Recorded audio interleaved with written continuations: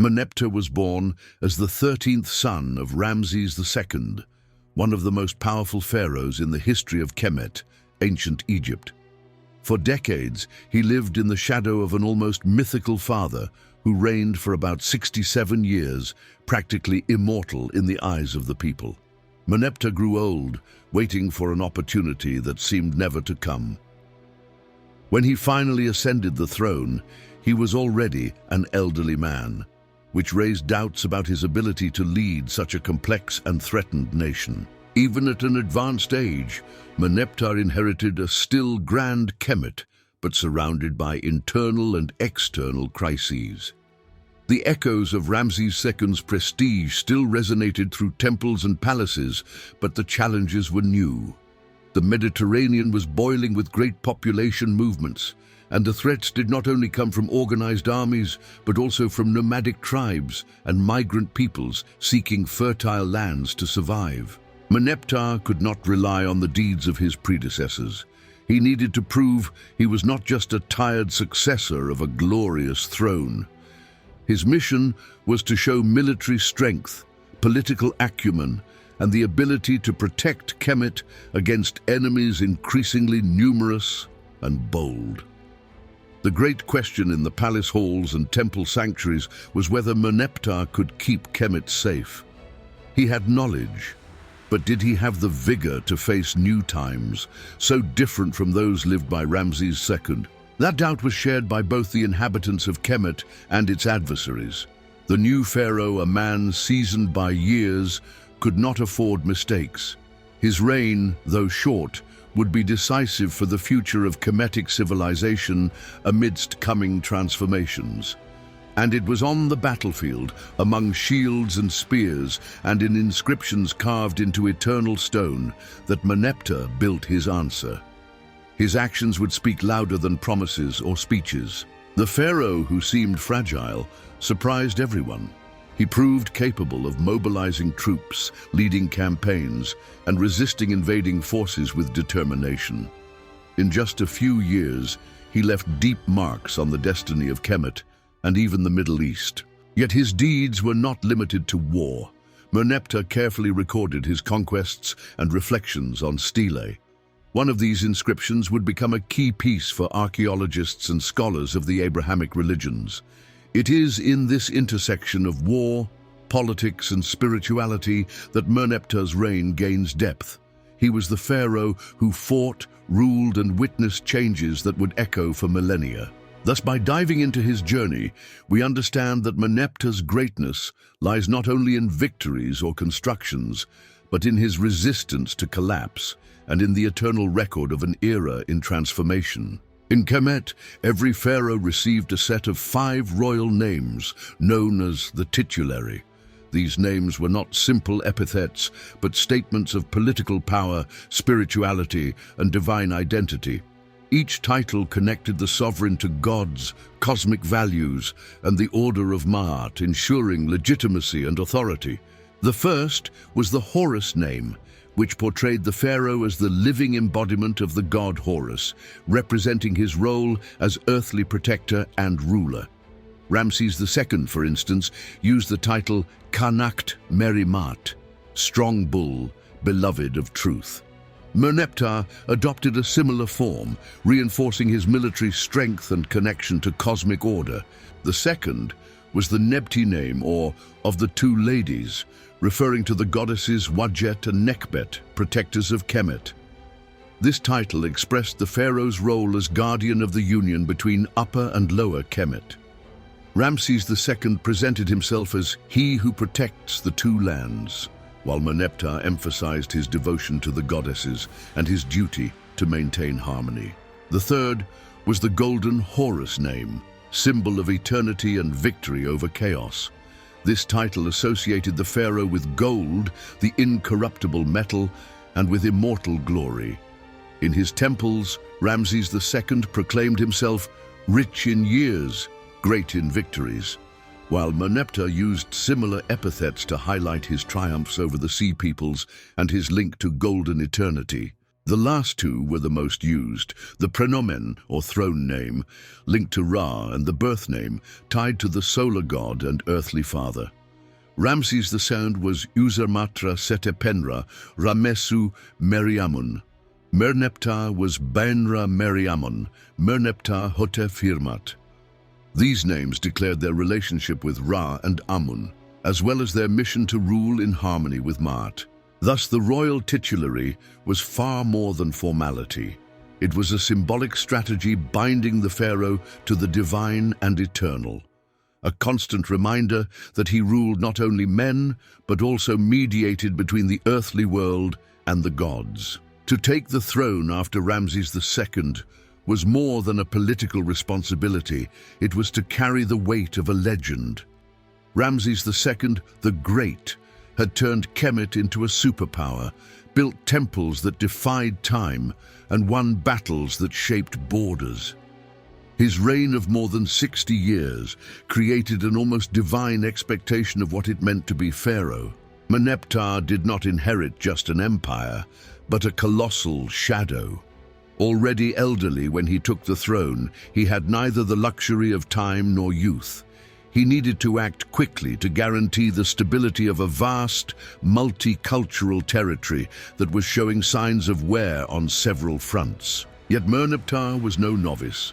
For decades, he had served as general and administrator under his father's command.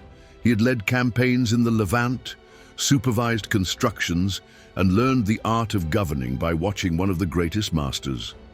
This experience would be essential for his brief but intense leadership. His nomination as pharaoh was not contested, for his solid career gave him legitimacy. Generals respected him, scribes knew him, and priests understood his position. Still, all knew the challenge was to maintain what Ramses II had built in a world in transition. Kemet, the Egypt of the pharaohs, was still respected. Its cities bustled with trade, its temples gleamed with offerings, and its gods continued to be worshipped with devotion. But cracks had begun to show. The economy weakened, and enemies lurked at the borders. The Nile Valley was no longer isolated. New peoples appeared on the horizon, bringing languages, weapons, and ambitions. The geopolitical balance that had sustained the empire for centuries began to waver. Merneptah understood that it was not enough to be an heir. He had to be a warrior, a statesman, and a symbol of stability. And even with the physical limitations of age, he embraced this mission with discipline. His priority was to protect the borders and preserve internal cohesion. To do this, he would need to mobilize armies, suppress rebellions, and reinforce alliances with regional leaders. The challenge was enormous, but the pharaoh was ready. His reign would not match his father's length, nor the fame of other predecessors.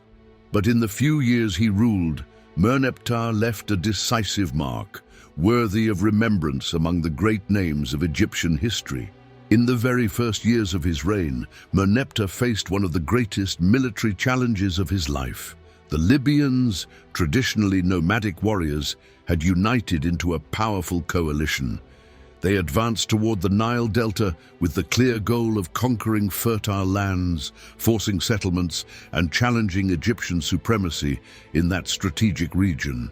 These invaders were not alone. They had formed an unexpected alliance with foreign peoples from the Mediterranean, including the feared Sea Peoples, ferocious warriors with metal weapons and tactics that unsettled traditional armies.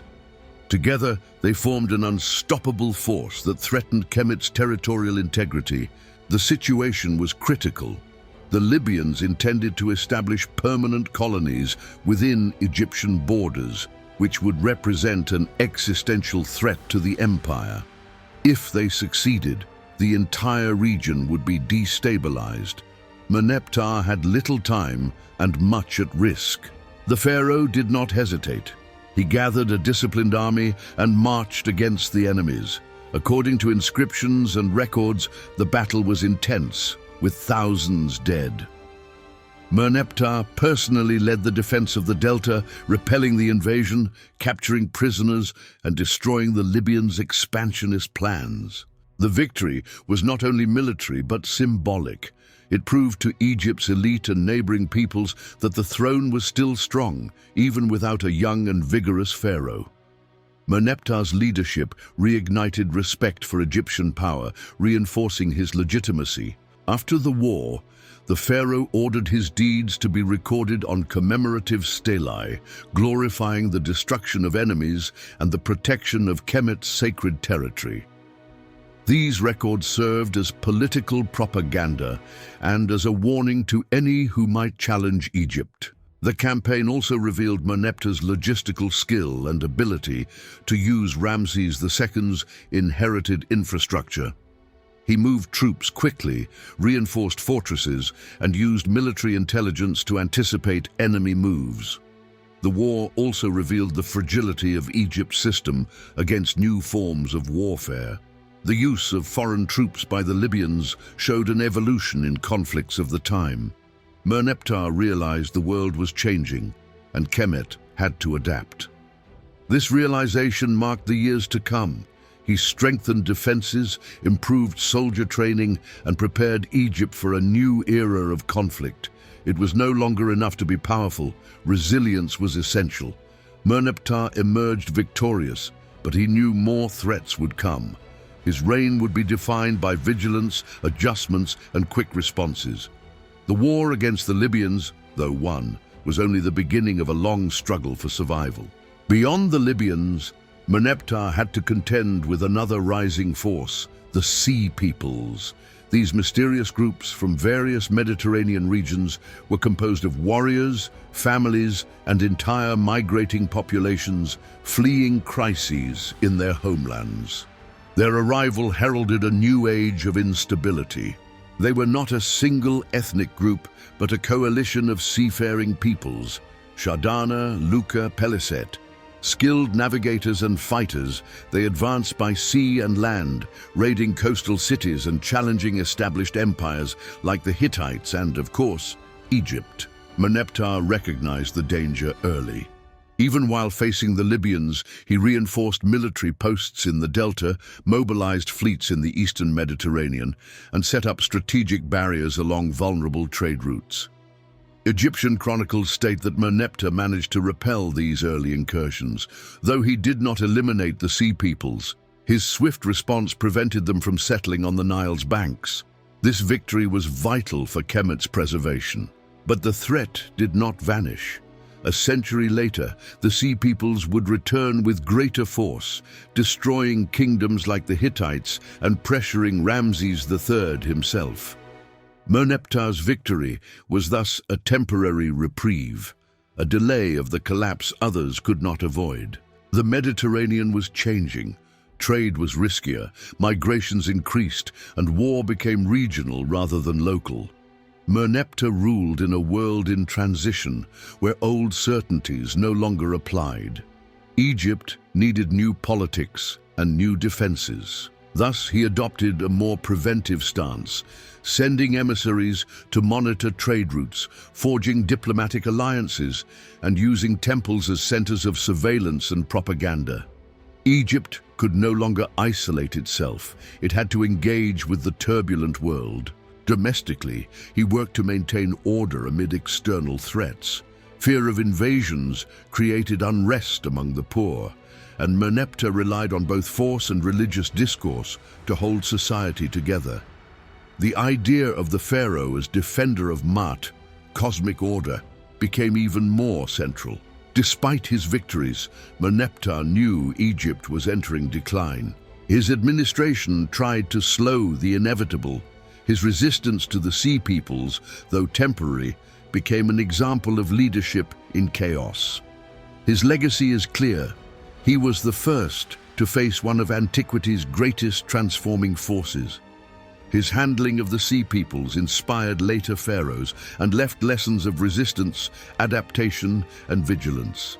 Amid battles and political turbulence, one of Merneptah's greatest legacies came not from war, but from words carved in stone. The Merneptah Stele, also called the Israel Stele, erected in Thebes, became one of the most important archaeological finds connecting Egypt and the rise of Israel. This commemorative monument celebrated Merneptah's victories, especially over the Libyans and Levantine peoples. Written in hieroglyphs, it followed the traditional formula of glorifying the pharaoh's bravery, divine protection, and the defeat of Egypt's enemies. What stands out most is a single phrase: "Israel is laid waste, his seed is no more." This is the first known mention of the name Israel outside the Bible, of enormous significance for historians, archaeologists, and theologians. Brief though it is, the phrase marks a decisive moment. Egypt acknowledged the existence of a group called Israel, not yet a kingdom, but likely a tribal or ethnic community in Canaan. It links Kemet to the biblical world. For Egyptologists, the stele reflects the pharaoh's habit of recording military campaigns to eternalize their deeds. For biblical scholars, it is a bridge between myth and reality, confirming the historical presence of a people central to Judaism, Christianity, and Islam. The stele was discovered in 1896 by Flinders Petrie and has since fueled endless studies and debates. Even unintentionally, Merneptah became crucial for Abrahamic religious history. The text also reveals how Egyptians saw Levantine peoples. Israel is mentioned as a defeated foe, suggesting regional conflicts, raids, or territorial clashes. This enriches the geopolitical picture of the late 13th century BCE. Spiritually, the stele shows how writing was used for symbolic immortality. By inscribing his victory over Israel, Merneptah perpetuated his image as defender of order against the chaos of foreigners. Thus, the Merneptah Stele is more than a military document. It is a symbol at the intersection of politics, religion, and identity. Through it, Merneptah still speaks to us, shaping debates about past, faith, and power. Though he led Kemet firmly in hard times, Merneptah never enjoyed the symbolic immortality of Ramses II. His deeds, though significant, were overshadowed by more monumental pharaohs. Over centuries, his name faded, remembered only by scholars and theologians. Yet the oblivion was undeserved. He played a vital role in protecting Egypt from invasions that could have been catastrophic. He prevented Libyans and sea peoples from settling in the delta, preserving Egypt's territorial integrity. His quick, efficient response ensured decades of stability after his death. Merneptah also preserved internal order. In times when fear and chaos could erode trust, he reinforced Mat, cosmic order, through speeches and inscriptions that exalted justice, duty, and faith in the gods. He ruled with pragmatism and vision. He also left us the Israel Stele, a document that, though not religious in intent, became one of the greatest bridges between Egyptian history and biblical accounts. That alone secures his place among the most relevant pharaohs for the study of ancient civilizations. He may not have built colossal temples, but his reign was marked by lasting achievements. Secure borders, constant vigilance, and policies of resilience prolonged Egypt's strength in a time of Mediterranean upheaval. His succession was turbulent, which further harmed his memory. Internal disputes, the brief rise of Amenmesse, and family conflicts dimmed his image in later chronicles. Yet, surviving stelae and records remind us of his worth. Merneptah's oblivion reminds us that history often favors grand monuments and long reigns, overlooking rulers who shone briefly but decisively. He was the pharaoh who, without grandeur, protected his people at the right moment. Studying Merneptah means rediscovering a period of resistance and adaptation. True greatness can lie in silent acts, firm decisions, and words carved to defy time. Bringing his name back to light invites us to rethink what defines a great leader. Merneptah may not live in popular memory, but he lives in history. His journey deserves to be told and valued. His legacy is that of a pharaoh who faced collapse and prevailed, a man who defended his civilization against greater forces.